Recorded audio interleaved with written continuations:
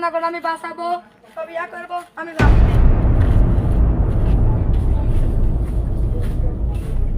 আমি পানিটা ফেলে দিব, এই টানাগর পরিবেশ আমি রক্ষা করবো।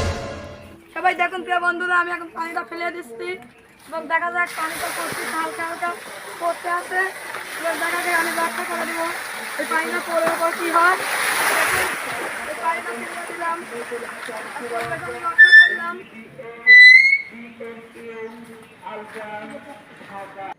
আমি পরিবেশ রক্ষা করি, আমি হচ্ছে এই এলাকার দল, আমি একটা বড় লেখার সওয়াল, আমি একটা পরিবেশ রক্ষা করলাম, মশা থেকে আমি বাঁচালাম এবং এবং আমি চলে এলাম।